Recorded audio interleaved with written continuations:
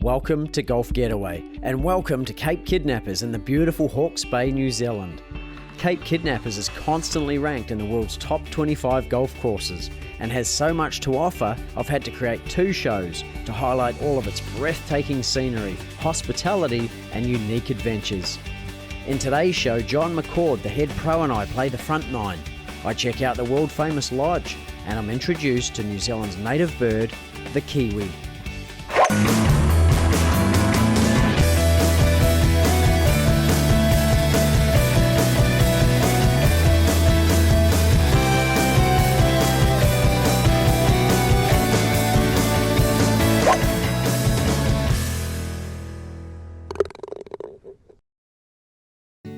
Hi there, I'm Andrew McCombe.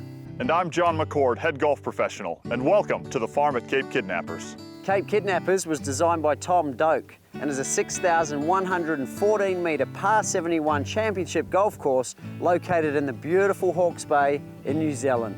Cape Kidnappers figures in Maori mythology, and its name immortalises the first visit by Captain Cook in 1770. Course designer Tom Doak once said, if Cape Kidnappers were a book, it'd be described as an epic. Come on, Mir, let's go. We'll go reenact the famous Kiwi Challenge. Can I be Adam Scott? You be Adam Scott, I'll be Hunter Mahan, and we'll go relive history. One of my favourite golf courses, Cape Kidnappers. We're at the first. It's a 402 metre par 4, and with me is John McCord, all the way from Iowa to Cape Kidnappers. How does that happen, John? Oh, that's it. It's a wonderful little progression, but you know, at the same point in time, looking for the next big step in the career, and Cape Kidnappers was the spot to come. So, a brilliant little spot we've got here, and we're gonna show the people that today. Well, I believe we're reenacting the Kiwi Challenge that was held here a few years back. How's that going to work? Well, what we'll do, you'll be Adam Scott, I'll be Hunter Mahan, and we'll go out there, have a friendly little match, all the competition we want, and have a great time. And I believe they played for $1 million on the day, is that right? That they did. Winner's purse was $1 million, that's it. And there was only 4 of them? Only 4 of them, so someone's going to walk away with the check. All right, well, good luck, mate. Let's see how we go on the first. Beautiful.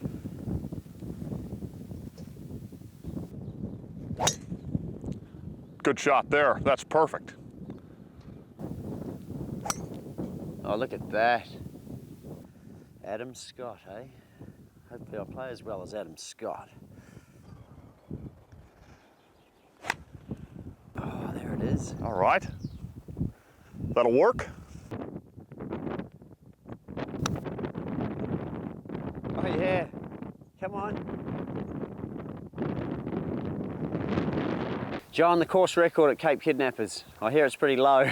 That it is. 65's the number. That was with a shot at 29 on the back line. Ended up being 30, but we've got our work cut out for us today. Who was that? That was Hunter Mahan back in the 2008 Kiwi Challenge. And you're going to be Hunter Mahan today? That's right. You've got a tall order. Oh no. Well, Adam's good at putting these days, so we'll see how he goes with this. Oh, in the hole. Oh, missed that one, but that's for the par. Very nice. Well done. We're all square off to the second. Hunter. That's it. That's it. A lot of birdies to come. The second, it's a 485 metre par 5. We've had a long wake up. We've got another long hole here. John, this is a really unique hole, isn't it? That it is. That it is. We've got the sheds just beyond the green. That's just to the right of this dog leg, right? So beware of them. If you're hitting them, we've got issues. And so they're originally part of the course, or they have been put in, or? They are. They're original buildings to the property, and they were left there and certainly do a great job framing the backdrop of this hole. And so there's actually, we're playing around, or in between a farm, are we, on the course? We are. We're very much on a working farm, so the golf course occupies about 3% of the property. So very much a working farm rather than a golf course. 3%, that's a big property. That it is. That it is.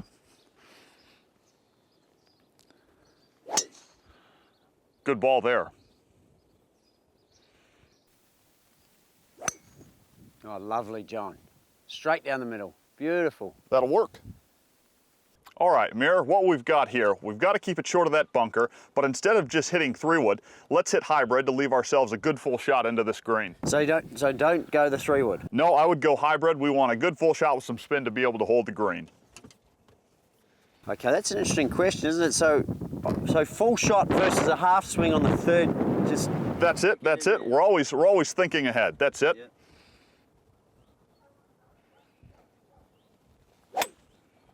There you go.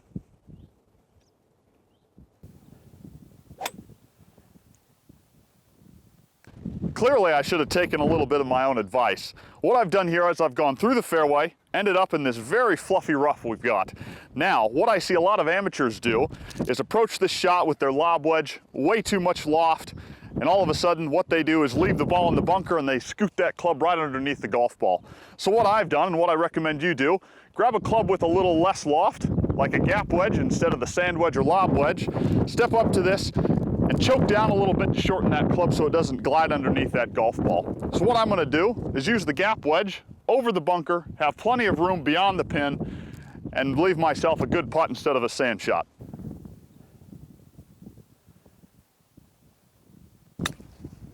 Yeah, good shot. Oh, lovely par, John. Thank you, thank you. Good course management, huh? Absolutely. Gotta use your head in this game, otherwise you'll end up with a big number quickly. I'm in the silo room at the lodge at Cape Kidnappers. What a fantastic setup this is, Jay. I think so, but it's great to share it with great people. Thank you for coming. Well, you're the managing director of Kauri Cliffs, Cape Kidnappers, and Matakauri Lodge. Which is your favourite? That's a tough question, and one that, you know, it's funny. They're so unique. They're so special. I love, you know, of course, all of them equally, but you know, when I'm not at one, I tend to want for the other two. So, you know, this Cape Kidnappers is a special place for me. It's a place that my mother and I worked on and sort of did together. And Matakauri's got a special place for me because it's something my wife and I did together. And Kauri Cliffs is sort of our first one, so it's got its own special place in sort of my heart. And you're originally from America, but you live full-time in New Zealand, is that correct? Yes. So I'm fortunate enough to be calling this great country home for about 10.5 months a year. And what do you love most about New Zealand and the Hawke's Bay region? You know, to me, it's the fact of going outside, being part of a great summer like this. So many activities to do. I love my fly fishing, and there's no shortage of that around here. So that's sort of one of my favorite things to get involved in. And you play a bit of golf? Not as much as I'd like, and not nearly enough. I don't have a good enough excuse because I'm only working about 10 yards away from a golf course, but not as much as I'd like. And what I love about the lodge, Jay, is you're on a farm. It's called the farm, but you'd feel like we've been living here forever, wouldn't you? What was the inspiration behind it? You know, the idea was to kind of bring a bit of, you know, sort of the kiwi experience and the kiwi farm feeling to international visitors. And, you know, the idea behind it was to make it feel like a cluster of farm buildings, you know, on the exterior, and really fits into this environment, as I think you can see from the golf course and everything. But once you're inside, to have every modern convenience and every modern comfort you could wish for. And what's your favorite part about the farm?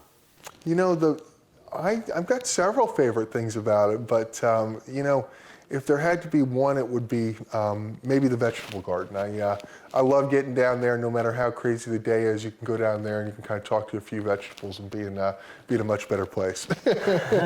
And the wine cellar's pretty good, they tell me. We do have a great wine list. We've got a sort of, I think there's close to 600 different bins, and most of them are from right here in Hawke's Bay. So we've got a great team in sort of our wine department looking after that, and constantly striving to get more.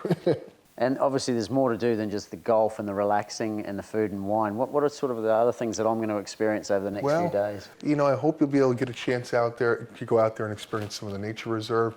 You know, halfway up the driveway, I think you saw the predator-proof fence that we've got in place. So, you know, we've got a huge amount of nature on the property. We've got the world's largest land-based gannet colony. We also have kiwi birds, as well as several other endangered bird species. You know, guests can get behind the wheel of a quad bike and go out there and experience the 6,000 acres. You can see and experience a real working sheep and cattle farm. So quite a bit to see and do just here on the property, but then of course there's Hawke's Bay as well. And in one sentence, how would you sum up the farm at Cape Kidnappers? Paradise.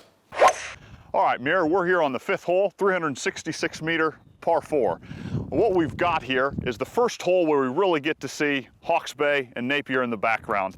Now, what Cape Kidnappers is known for is these holes that are running out on these little finger-like tentacles kind of reaching out towards the bay. Now, we're perched about 150 meters above the level of the bay, but on a day like today, you know, it's absolutely spectacular. So Cape Kidnappers was originally found by Captain Cook and named by Captain Cook. In his experience with the crew on Endeavour, they encountered some Maoris off of the coast here. One of his Tahitian servant boys was captured. They got him back on board, and because of that kidnapping, we get the name Cape Kidnappers. But here we go. We'll hit this ball and see how we go. Good luck. Oh, looks like the rough might have kidnapped that one, John. Could have, could have. Oh. We'll give it a go. There you go, that'll work.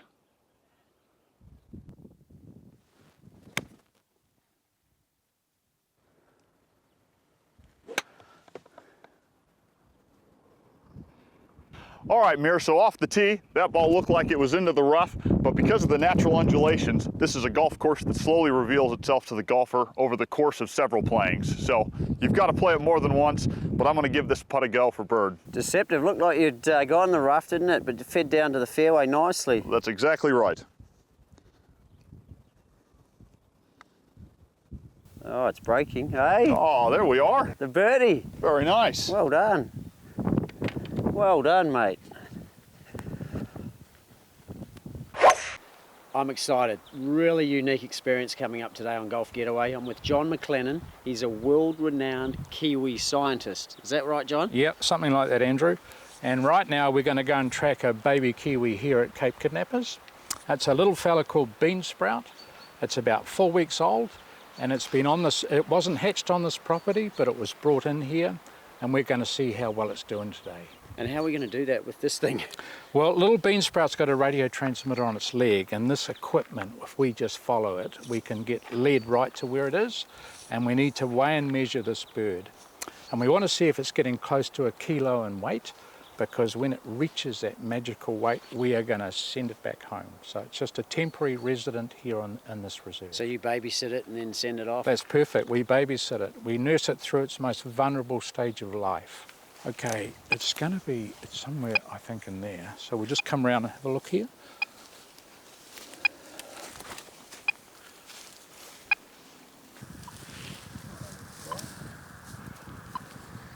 Come along and meet Bean Sprout. Here he is. Hello. Wow, he's bigger for a 4-week-old. He's pretty big, isn't he? He's pretty big, and as you can see, he's actually he looks like an adult kiwi, but he's totally in miniature. So if it was full grown, it would be about 4 or 5 times the size. But you can see that it's got adult plumage, and even at this young age, it lives entirely by itself. Mm-hmm. Doesn't need its parents' help at all to survive. And what does he eat?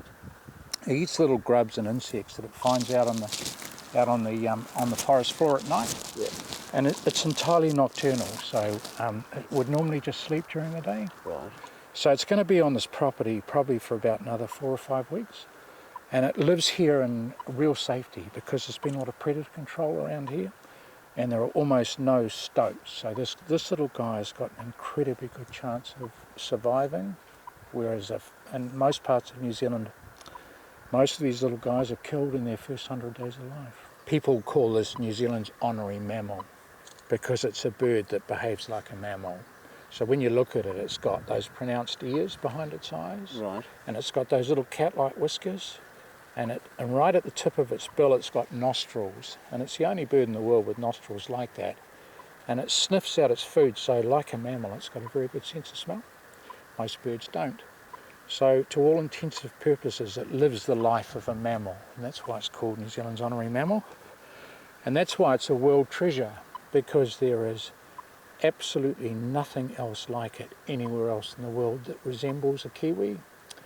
And that's why we've got to go to great trouble to try and save them, because if they're lost here from New Zealand, the only place they're found, they are lost entirely from the world. Absolutely. So, yep, we've got to look after them. We're at the 6th. It's a 194-metre par 3, and it's called the Gully for a reason. It's got a massive dip or a gully down through there, a huge bridge, raised green, flanked by bunkers. We've only ever had one hole in one here. What do you say we give it a go a little nearest to the pin? Yeah, I reckon. Well, hole in one, who's got that one? Good old Tommy Roy from the US of A. Well, let's see how you go. See if you can add to the list. Absolutely. Oh, he's gone a bit leftish. Oh, get up. Oh, maybe just a bit short there, Mira. We'll have to see how that one ends up.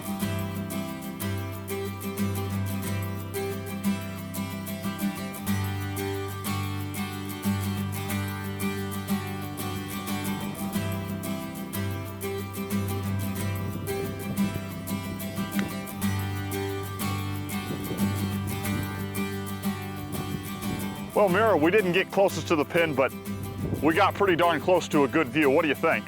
Oh, it looks unbelievable. It's expansive would be the word. That it is, that it is. We'll see if we can't get this next one a bit closer. Oh, lovely.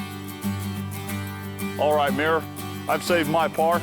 Knock this one in, straight up the hill. 12-footer for par save. Oh, come on, come Get on. up there, get up there. Oh, All right, you can have that one. thank you. 2 up though, John. That's all right, a lot of holes to come, a lot of birdies can be made.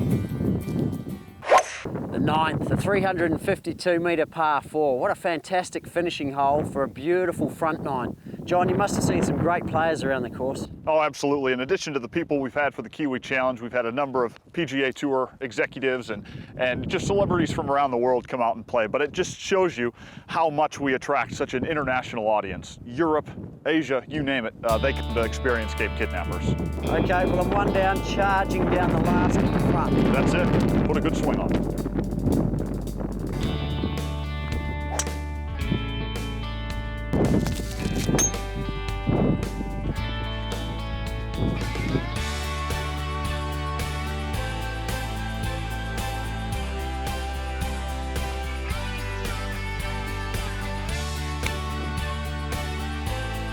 Good shot.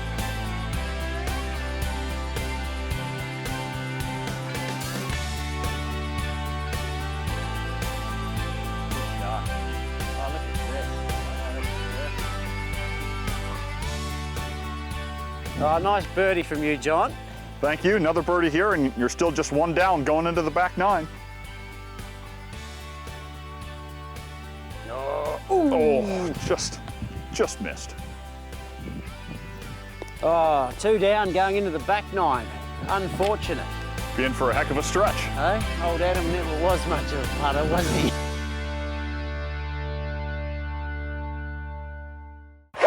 Beautiful front 9. You must love working here, John. It's a fantastic spot. That front 9 has got it all. It's got the sheds on number 2, the gullies. It's got these contours that all Tom Doak, as an architect, had to do was massage these little contours and literally turn a golf course into a phenomenal piece of property. And when you get to the 5th tee, how about the views that start happening? We're 150 metres above the water, but incredible, huh? Oh, it's absolutely incredible. You know, to see the sunrise and the sunset here, it's such a unique landscape. But yes, the back 9, which is upcoming, will be a phenomenal spot. But that front 9 has got a brilliant set of holes. 5 and 6 get out towards the cliffs.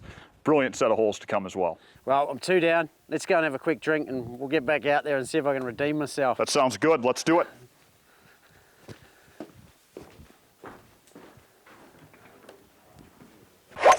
Well, there it is. I'm Andrew McCombe. And I'm John McCord, and thank you for watching Golf Getaway at the farm at Cape Kidnappers. For more videos, special offers and information, go to golfgetaway.com.au or like us at facebook.com/golfgetawaytv. Well, I look forward to doing this again next week on the back 9. We'll see you soon.